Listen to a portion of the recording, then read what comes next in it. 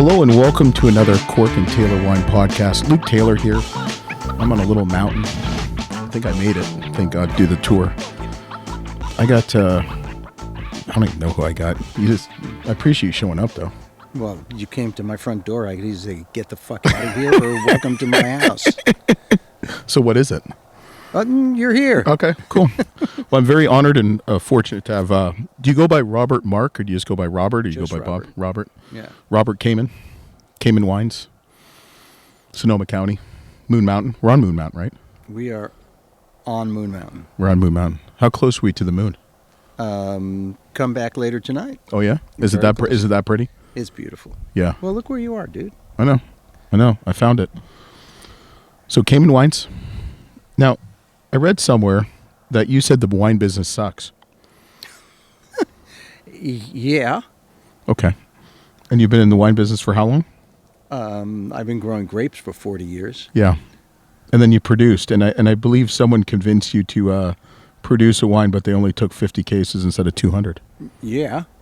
So what'd you do with the other 150? No, it was 450 cases, and I went on the road. Okay. And sold wine for 9 months by hand, not knowing what I was doing because I was not a wine salesman. I was not in the wine business, but, impulse control disorder kicked in. Yeah. And that's what I did. And you kept making more. And the next year I made 800 cases. Yeah. And what are you at now? 3,500 Okay. with everything considered. Yeah. Good. So does the wine business still suck? Not for me. Yeah. I have a secret weapon. Do share. Oh, her name is Gianna Farina. Yeah. Yeah. Well, fortunately, she took me to the right place. Yeah. It was funny. We were talking before this, and she said when she came in her job interview, I think 11 or 12 years ago, she said, like, where am I going? I mean, you don't really get much cell service, or MapQuest doesn't really work on your phone after a certain point. No. No. No. And you liked it like this? You notice the road's not paved, right? Well, that too. I didn't wake up one morning and say, well, what did I forget? Oh, I forgot to pave the road. Take a hint. How did you find this place? I had sold my first screenplay, and I called all my friends and said, drugs and alcohol are on me. I had a check from Warner Brothers, and I met a guy here, a friend of mine, and we hiked all the way up from the end of the paved road, and he took me to the top where our house is, and spread before me was the entire San Francisco Bay from Mount Tam to Mount Diablo. And after sitting all day getting stoned and drunk, I said I could stay here forever, and he said, you can, it's for sale. And I bought 300 acres of raw land in a place I had never been before, with no water, no electricity, and no power. And he probably did not tell you that before you bought it. He also didn't tell me that there was no easement. But like I said, impulse control disorder. Yeah. Yeah. Yeah. Well, I think you've done okay for yourself. Yeah, things are looking up. Yes. So you're from Long Island? No, I'm from New York. Just I'm making from the sure. Bronx. Okay, just making But sure. okay. The Bronx. So you got a New York kid, a kid from the Bronx in Sonoma. In Sonoma. In Sonoma. Okay. So you've done pretty pretty well for yourself. My favorite is The Karate Kid, which, obviously just keeps going and going and going for you. The gift that keeps giving. The gift that keeps giving. Yeah. And I'm curious how that came about. And then you obviously have some other things like, what else do you have? Taken, Transporter, Taps. Fifth Element. Professional. Okay. Walk in the Clouds. Which is your favorite one? My favorite script was The Power of One, not my favorite movie. Okay. But it was my favorite script to write. Okay. And my favorite movie is, I don't know, The Karate Kid. And that's kind of based on some of your early childhood, right? Yeah, sort of. Yeah. Loosely. Yeah. Yeah. Like, did you know Mr. Miyagi? I knew a couple of Mr. Miyagis. Oh, really? Yeah. Okinawan guys. Okay. I was lucky enough to run into these people. I was lucky enough to run into good teachers. Yeah. I've been doing Okinawan Goju Karate since I'm 17. And I love how you got your black belt. Oh, yeah. That too. That's a true story. That was a true story and not one of my finer moments. So you kick someone's ass. I didn't kick someone's ass. I ended up in a bar brawl. Yeah. Started by my teacher, who was not one of the Okinawan guys. And I punched a bunch of people. They punched me. And then I got promoted outside in front of a car trunk. It was bizarre. Yes, it is. So you got 3 wines. How many different wines do you guys make? We make 3 different Cabernets. Okay. We make a blend. We do a Sauvignon Blanc, a small amount of Grenache, a small amount of Syrah, and a very small amount of Viognier. Okay. But very small, meaning 23 cases. Okay. 1 barrel. So enough for you to drink throughout the year. Oh, yeah, more or less. Yeah. Which is your favorite wine? I'm supposed to say the Cashmere because it's the most expensive. But my favorite wine on the vineyard is the Syrah. It's very unique. Yeah. Yeah. Yeah. I love, I feel like Syrah is like the poor redheaded stepchild. Well, not here. Well, no, but I'm saying in the broader market, right? Yeah. Like, people don't pay attention to it. Cab is king, they say. Yeah. And a lot of people that grow Syrah, they grow it in the wrong place. Mm-hmm. And it doesn't get to express itself. Right. Right. So At least it's not as bad as Merlot on a label, right? No, but you know what?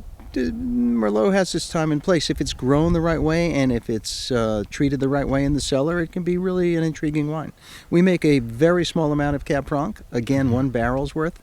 And it's different from all the other Cab Francs I've had because we grow it in a specific place and it's treated specifically in the cellar to be what it is. Okay. It was supposed to be a blending wine. It turned out to be just a standalone. Yeah. When you came up on this property and you decided to plant grapes, what, I guess, who guided you and what did you decide to grow? Well, I met this guy who came in second in the Jerry Garcia lookalike contest.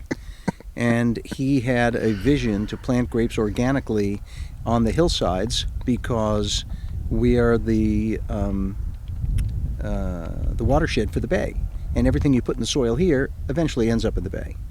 And he grew up around here, he couldn't see putting chemicals into the soils. And he sold me on the idea of planting an organic vineyard. And he grew great weed. And I figured if he grew great weed, he could grow great grapes. And I had just sold another screenplay, so I planted a vineyard. Yeah. I don't know what the fuck I was doing. Do you still talk to this gentleman? Yeah, he lives right across the way. We have dinner 3 nights a week. Oh I'm having dinner with him tonight. Oh, my God. That's hilarious. But he went from being hippie scum to the most valued organic viticulturalist in Northern California. He's now, he's Mr. Organic. Yeah. The Johnny Appleseed of organic viticulture. And his name is Phil. Phil Couturi. Yeah. Right? And Yeah. I'm plugging him. He doesn't need any more plugs. Yeah. That's amazing. Yeah. Well, can we try something while we talk a little bit more? Is that okay? What do you want to try? You tell me. It's His your weed, show. my wine. What do you want to do? I do got to make it down at some point. Yeah. Yeah. Okay. So, what would you like to try? Should we start from? We'll start with the Lava Block, which is our introductory wine. Okay.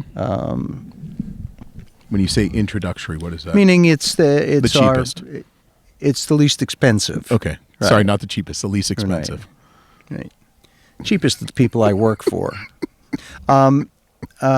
It's a blend of Cabernet, Syrah, and a small amount of Petit Verdot. Okay.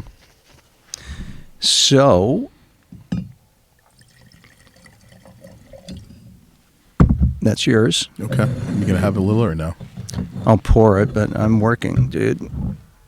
I mean, not this. I'm in the middle of writing. Oh, are you? Do you drink while you write or no? No. So, like, when you're writing, you're focused, you're not? I don't know if I'm focused, but I'm not drunk. Yeah. Okay. Cheers. Cheers. This is definitely the most interesting podcast I've ever had, so that's good. Well, I don't know if that says something about me or you. Maybe a little of both, right? Maybe a little of both. So how much say do you have on styles of wines, or is it pretty much you just leave it up to the winemaker? Or do you work together? Well,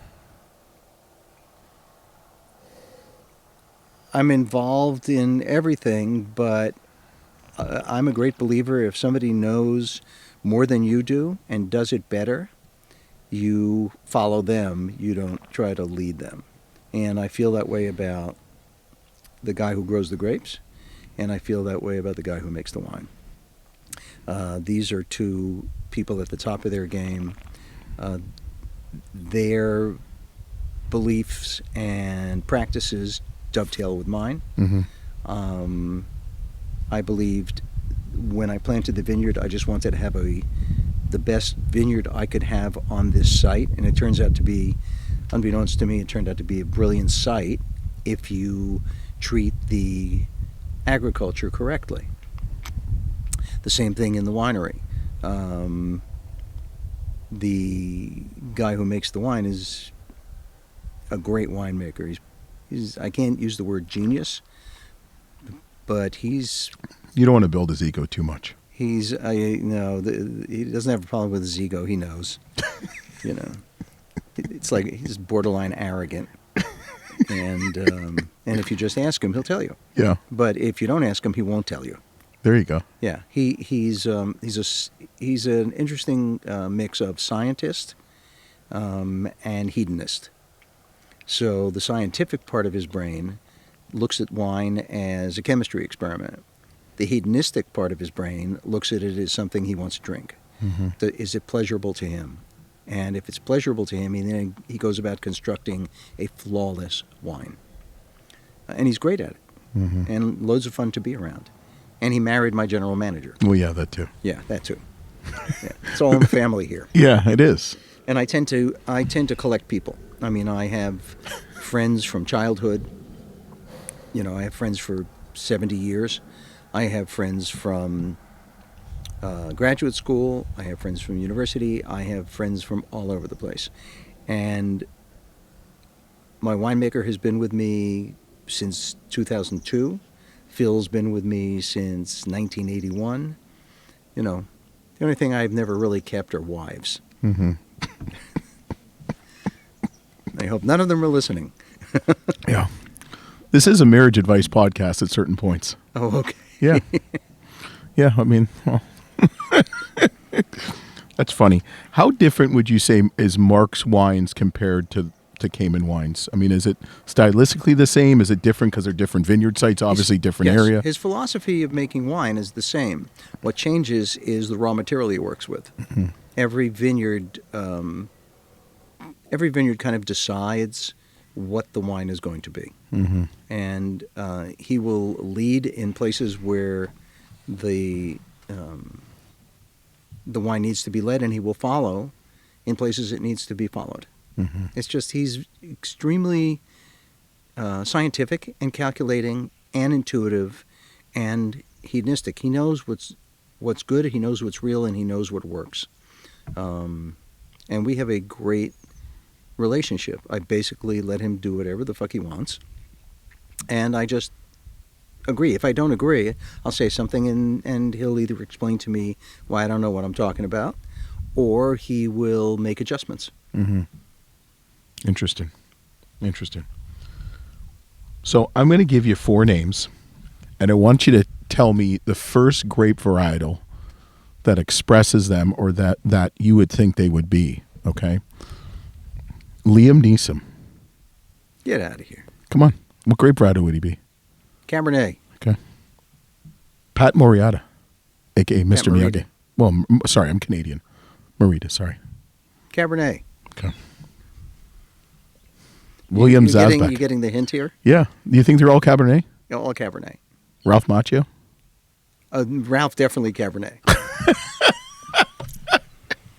Because he buys a bunch of it. Oh, does he? Yeah. And always asks for a discount. You know he hasn't aged? Oh, I know he hasn't aged. Yeah. Yeah, I know. No, I'm still in touch with all these guys. Yeah. Yeah. Not Pat, he's dead, but everybody else. Right. I'm in touch with everybody. Who is so when you're doing a screenplay or writing, do you have any like actual actors in mind for that role? No. No. You're just writing it. I just write, and whatever comes along, comes along. I mean, you tried to cast Mr. Miyagi. We've been trying to cast Mr. Miyagi for the musical for 2 years, and we finally found somebody. I'm available. We're talking about, I don't know, we have to do a little surgery. Just a little? So what do you think about that wine?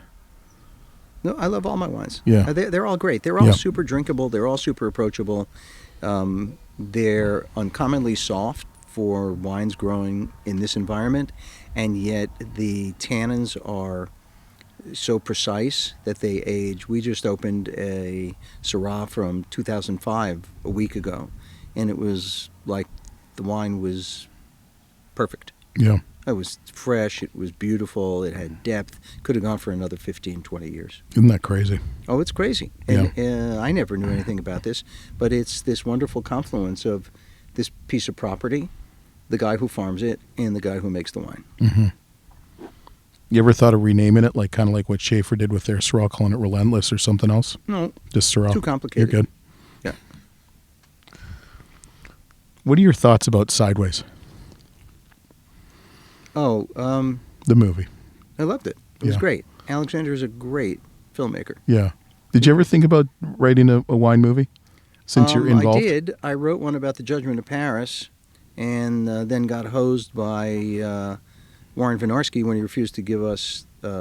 He threatened to sue us if we used his name in the movie. After cooperating with me for a year, so Gotta wonder why he changed his opinion all of a sudden. because he's an asshole. Okay. Whoops. Well, that's a good one. Yeah. You couldn't use this like a different name, kind of like Bottle Shock. They use different kind of. I hate that fucking people. movie. That was one of the biggest pieces of shit I'd ever seen, and I was offended by it. Well, it's also like 99% fake. It was a piece of shit. Yeah. It was poorly written, poorly filmed, poorly acted. Yeah. How's that? I think that's fair and enough. it had one of my friends in it, Freddie Rodriguez, who was in Walk in the Clouds. Really? Yeah. Okay. So that's not on your that's not in your Netflix queue. Bottle Shock. Oh no, I would burn it, and, as I'm doing right now. Well, this wine is delicious. Yeah, that's just the beginning, dude. All right, let's go to the next step. At least you're not opinionated. Look where I live. I can be whatever I want. So how'd you get into writing? You mean screenwriting? Yeah, thank or you. writing in general? Yeah, both. I mean, are I they was an one in- academic. Were they one and the same? I was an academic. No, I always liked writing. When I was a kid, I liked writing. And then I went into academic world, and I Okay. did graduate work at the University of Pennsylvania. Nice. And I, wrote a dissertation for my PhD and all that stuff.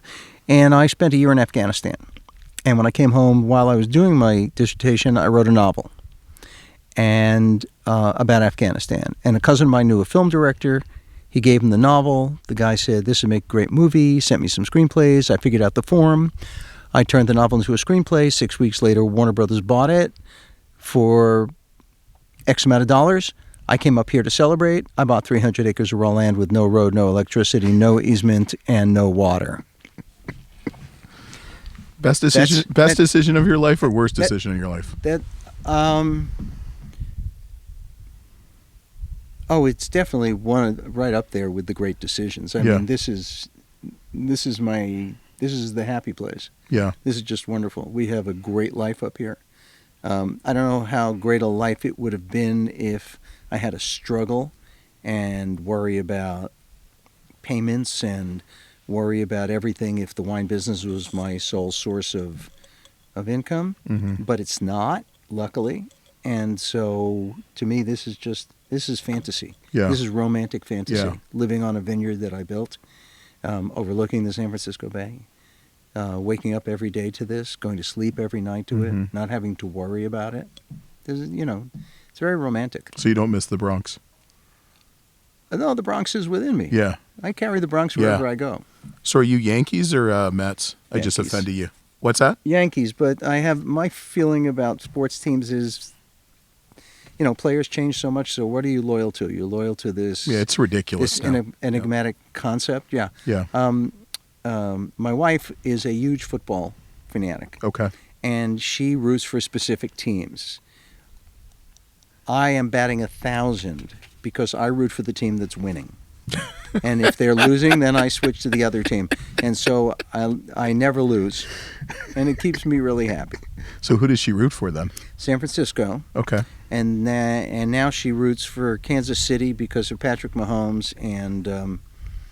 And then she was rooting for the Green Bay Packers, too, because Devontae Adams was up here with the whole receiving corps from Green Bay. Really? Yeah, and she used to That's like awesome. Aaron Rodgers until he proved to be the jerk that he is. And now she threw away her Green Bay jersey. So it's just what we have in the house, She yells and screams and cheers and thinks Really? that if I walk in front of the set and her team doesn't score or there's an interception, it's my fault. It's that kind of stuff. So you're learning. No, I just, I just let it go. It's a peculiar bit of insanity.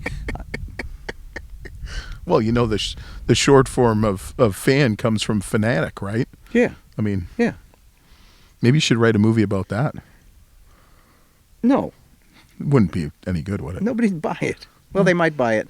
But, I only write things where people get shot, killed, burned, stabbed, kidnapped, beat up. Why is that? You know what? I drifted into it. Because Really? it pays. Well, That's a terrible thing to say. but But it's true. I drifted into it because originally I just wanted to write movies like Taps or The Karate Kid, small character-driven movies. yeah. Instead, I kind of drifted into this action genre, and that's where I be. Yeah.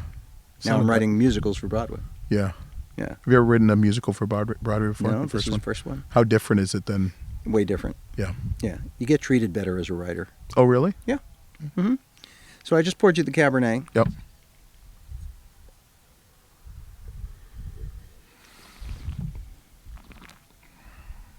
Boy, this does not suck. Need to make T-shirts. Kamen wines. Boy, this doesn't suck. There you go. We used to be in the schmata business. We used to sell T-shirts that said wax on, wax off, wax on, fuck off. I have a particular set of skills. Gianna put them in film canisters. That lasted 2 years, I think. Yeah. 2 years? Until we sold out of them. And then it's like, well, are we in the clothing business or Yeah. the wine business? Yeah. So where did you come up with wax on, wax off? Mm-hmm. I did. Where did that come from? The organ that functions between my ears. Okay. That's it. I had to think of kind of interesting things to stick into the Karate Kid to, Yeah.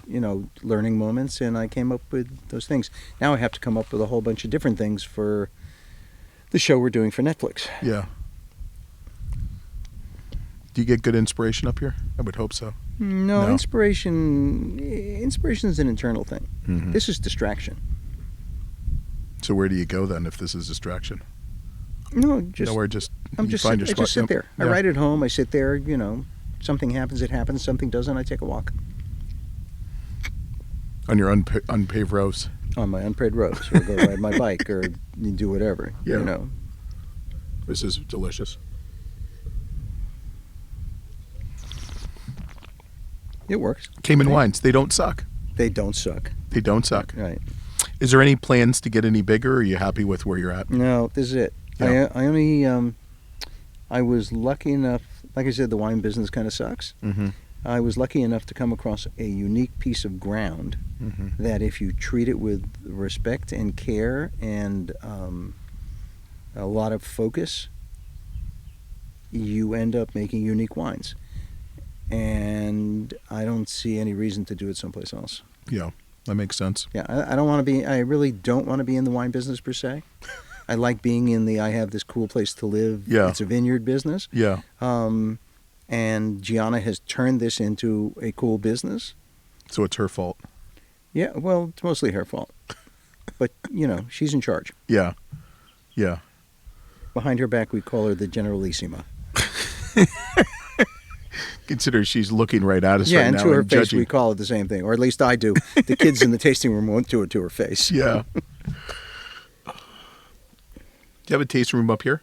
No, down on the Just town down- yeah, square. where we're at, okay. But we do tastings up here on this deck that we're sitting on.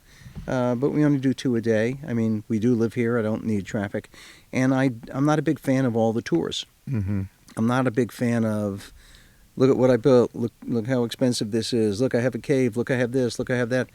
When I go on a wine tour, I want to sit down and drink the wine. Mm-hmm. And I have a great place for people to do it. You sit on a couch, you look out at the bay, you drink the wine, Yeah. you're here for 2 hours, go away. Yeah. It's good.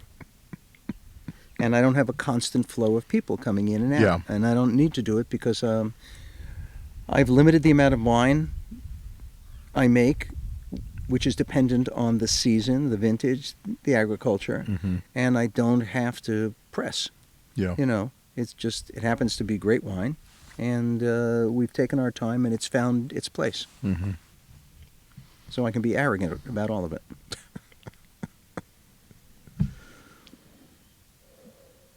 I remember having someone gave me a bottle of 2000, I think it was 2005, this cab.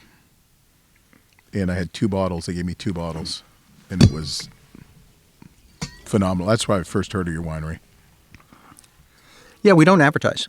I mean, we're not big. We have a limited amount of wine. I swear I've seen a full page ad in the Wine Spectator of Kamen wines. You wait. You'll see. There will be, eventually. Yeah, what are you going to put on? And I can only imagine. Kamen wines, they don't suck. What do you think that would run you? It depends. Oh, hold on a second. No worries. Can you hold for a sec? Okay. Robert. Now I have my winemaker calling. Hold on one second. You're going to have to hold for a second. No worries. Be right back. All right, we're back here. Okay. That was interesting. Yeah, I'm happy well, you're still alive and stuff like that. That's good. Well, you know, he Hey, says things are looking up. things are looking up. Things are except looking he up. says my PSI is high. So Yeah. I'm a 74-year-old male. So you tend Are to you say, really 74? I'm really 74. I wouldn't think so. Yeah. I thought at least 73. Yeah. I'm on the dark side of 73. Yeah. The wines are awesome. Yes. Oh, We got to have one more. yeah, one more.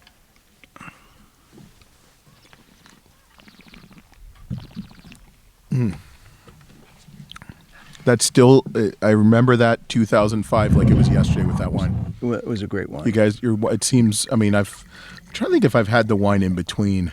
Because I'm out in Ohio, so I don't see it as much as I might. I mean, you only do 3,000 cases. Yeah, So. and that's a buildup. I mean, we used to do less, and we used to have distribution. This is the lava block, by the way. This is this is grown out there on the other side of those trees in a block that is nothing but rocks.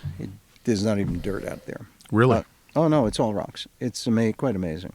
How many acres do you have of that planted? 12. Okay. I like to say 14, but it's 2 acres of roads, Okay. so it's 12. At least you're honest. Sometimes.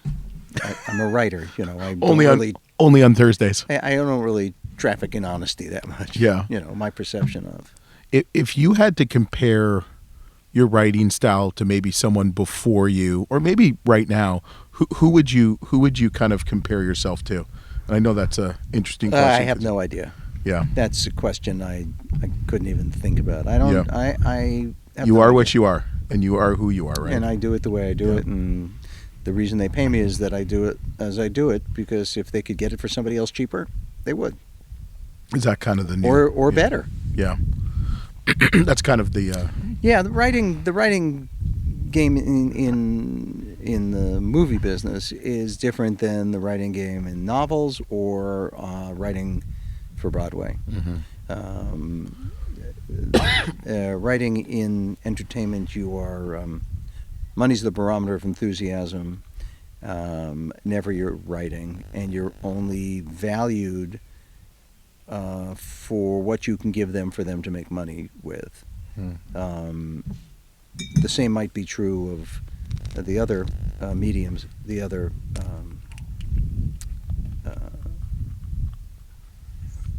forms of writing, but on Broadway you're treated better, and writing novels, of course, you're treated better. Why do you think that is? I think because commerce is at the forefront of the movie business. I think it's very, very transactional. They need, we're a necessary evil. They need the story. Mm-hmm. They need the screenplay. But then once they have it, it becomes a You're fine. a Bless director's you. medium. Mm-hmm. And a producer is looking to get that particular product out into the market so he can recoup his money or make a bunch of money. And for better or for worse, the director is the person who can do that for him. Mm-hmm. So directors are treated better. Writers are devalued. Is there such thing as where they'll buy a script to just bury it? Is that really truthful? Well, I mean, don't I've heard think that they- before, I don't think but they ever buy them to bury them. I think they buy them in the hopes of recouping. Mm-hmm. But if it's not working out, they just forget about it. They write Yeah. it off. yeah. Yeah. Is there anything you've ever written where it's like, oh shit, I wish that would have made it to? Mm-hmm. Yeah. Yeah, of course. Is there one in particular that you can share? Yeah, but it's still in play. So. Oh, okay. That's fine. That's fine. You ever thought Cobra Kai would just keep going? No. Cobra Kai will never die, motherfucker, When the guys right? came to me with this concept and told me about it, I said, best of luck to you. And boy, oh boy, they're amazing. They're Yeah. great guys. They've done an amazing thing. They've redefined the whole genre. Mm-hmm. They're great. It's funny because you hear like Cobra Kai all of a sudden. It's like, man, that's crazy. It's Because huge. Karate Kid was like in the 80s. I mean, that was huge. It's I mean, still- E.T., it's- karate. It's still huge. Yeah, it is. And But not not to like- degrade it. But I not mean, like this thing. the 80s, if you look at the 80s, okay, you have E.T., which was early 80s. Yeah. Okay, you're not going to say anything. I was waiting for a comment. No. You have E.T., you have Karate Kid. There was something else. What else was in the 80s? Ghostbusters. Ghostbusters. A lot of stuff was in the 80s, and it was all around the same time. Yeah. But I mean, you think about that. Like, that's huge. I mean, that touches, I mean, my kids even know what freaking Karate Kid is. Yeah. And they're everybody does. 6, 8, and 12. Yeah. No, everybody Isn't does. that And crazy? Cobra Kai has given it a whole other life. Yeah. Yeah. Well, who knows? You know what? I'm very happy. Yeah. So what's the future for you, boss? Well, I don't know. He told me my prostate reading is high. I might not have a future here. I don't know.